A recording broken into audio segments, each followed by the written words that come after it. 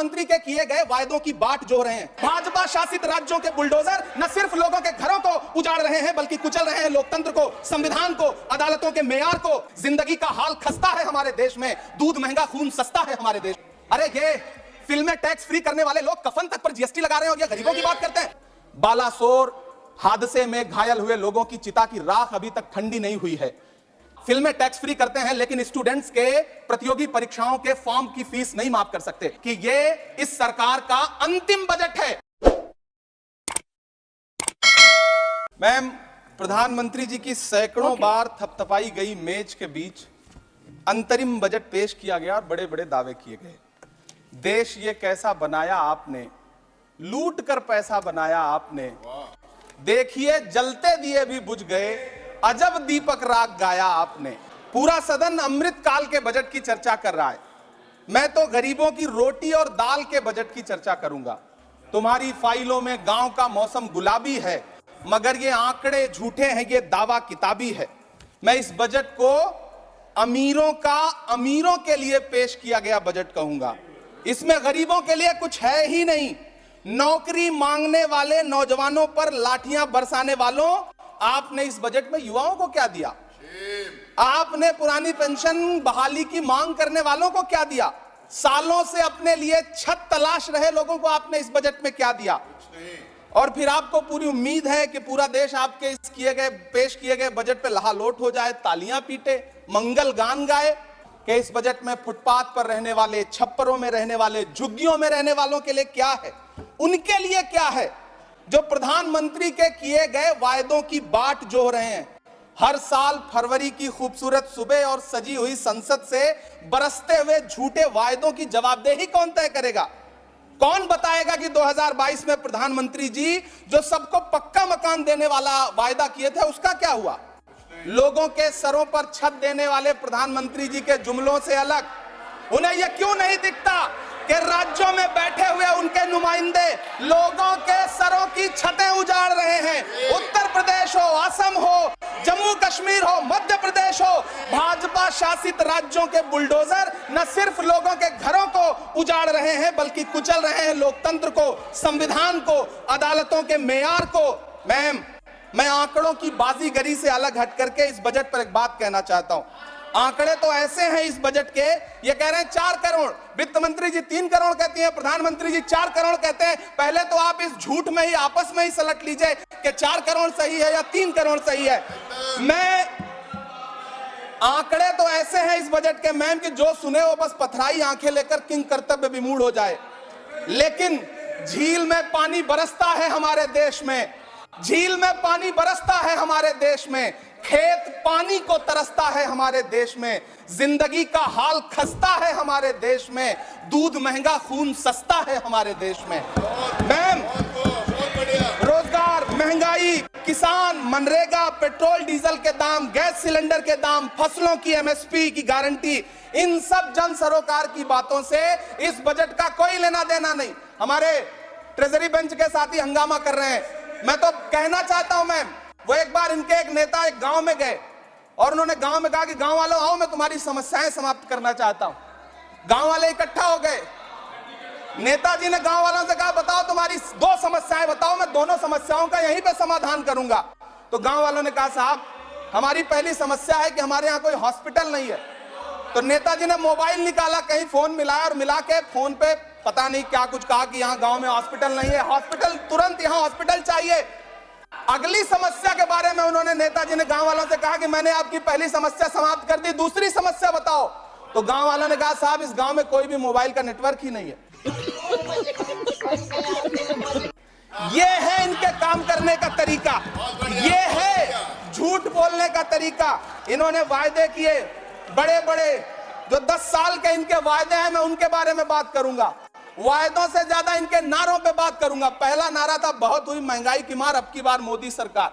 आइए इस नारे की समीक्षा करते हैं। पेट्रोल, डीजल, गैस, ये तो बड़ी बड़ी बातें हैं। आटा, चावल, दूध, दही, पनीर, छाछ, सब चीज पे जीएसटी। अरे ये फिल्में टैक्स फ्री करने वाले लोग कफन तक पर जीएसटी लगा रहे हैं और ये गरीबों की बात करते हैं।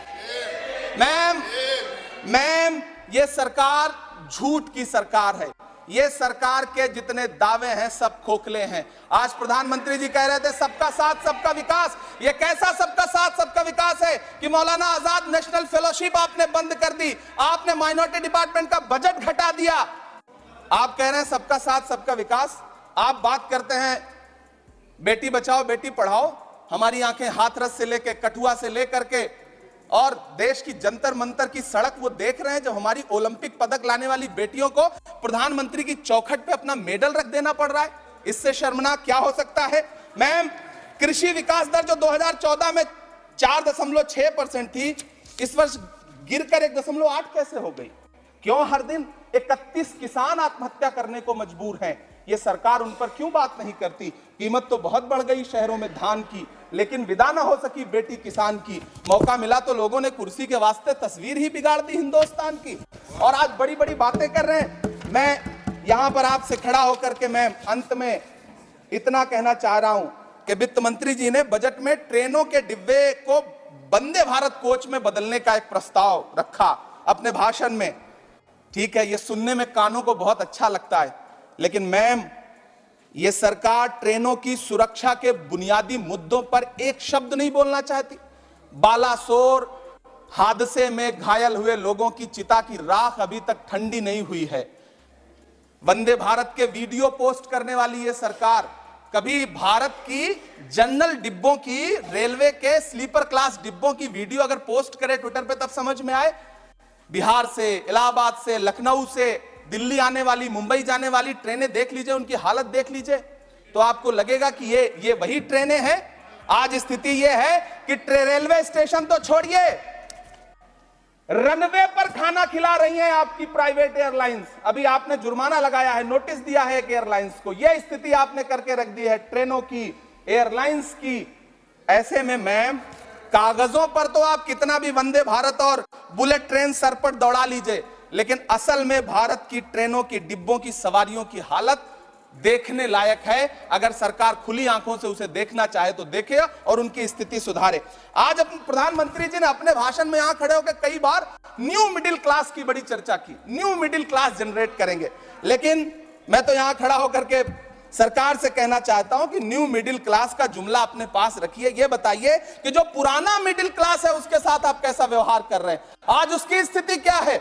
आप अमीरों के कर्जे माफ कर रहे हैं, उद्योगपतियों के कर्जे माफ कर रहे हैं, और यहां स्थिति यह हो गई है कि जो मिडिल क्लास, उसकी जो रोजमर्रा की जरूरत की चीजें हैं उस तक पर आपने जीएसटी लगा रखी है। आप फिल्में टैक्स फ्री करते हैं, लेकिन स्टूडेंट्स के प्रतियोगी परीक्षाओं के फॉर्म की फीस नहीं माफ कर सकते। आपको बाकी जगहों पर टैक्स लेना है, हर जगह टैक्स लेना है। मिडिल क्लास से आपका कोई रिश्ता नहीं। मिडिल क्लास तो आपसे कह रहा है कि मोहब्बत, भाईचारे के दीवाने दिन ही लौटा दो, वो सस्ती दाल सब्जी के सुहाने दिन ही लौटा दो। ये अच्छे दिन तो अंबानी अडानी को मुबारक हो, हमें ऐसा करो साहब पुराने दिन ही लौटा दो। वो पुराने दिन जो बहुत अच्छे थे, वो पुराने दिन जहां लोग एक दूसरे से मिलजुल करके रहते थे। मैम, इलाहाबाद, दिल्ली, कोटा जैसे शहरों में छोटे छोटे कमरों में अभावों के साथ पढ़ाई कर रहे युवा किताबों के साथ गल चुके हैं। उनके हिस्से अधेड़ अवस्था तो आई है, लेकिन नौकरी और रोजगार नहीं आया। हर साल 2 करोड़ नौकरियां देने का दावा करने वाली ये सरकार 10 साल में युवाओं को नौकरियां नहीं दे पा रही है। 20 करोड़ नौकरियों का बोझ है इस सरकार के कंधे पर, और 2024 में देश देखेगा कि उन्हीं 20 करोड़ नौकरियों के बोझ तले दबकर बैठ जाएगी ये सरकार। ये देश देखेगा, क्योंकि जिस ओर जवानी चलती है उस ओर जमाना चलता है। देश का युवा नाराज है, देश का युवा गुस्से में है। ऐसे में उसकी पीड़ा को इस बजट में कहीं भी आवाज देने की कोशिश नहीं की गई। मैं आपके बीच खड़ा हूं, मैं तो वित्त मंत्री जी का भाषण सुन रहा था। यह कहा जा रहा था ये अमृत काल का बजट है, ये अमृत काल का बजट है।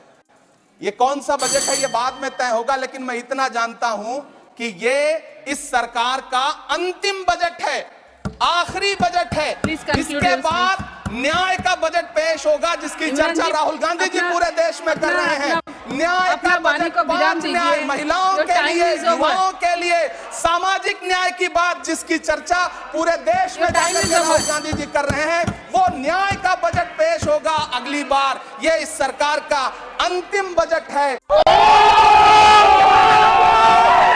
अंतिम बजट है। अमृतकाल में गरीबों की रोटी और दाल के लिए इस बजट में कोई प्राविधान नहीं है, कोई चर्चा नहीं है। बहुत बहुत धन्यवाद। Thank you. शाबाश बेटा, बहुत बढ़िया। अब बताइए मैं क्या करूंगा? एक बहुत सिंपल सी टिप आपके साथ शेयर करती हूँ। अपने हाथ को इस तरीके से रखिए। If you look at this from your side, आपका लेफ्ट हैंड आपको बी के जैसे दिखेगा और राइट हैंड आपको डी के जैसे दिखेगा। B and D. B for थोड़ी मदद रखिए। वे मैं तेरा मन पर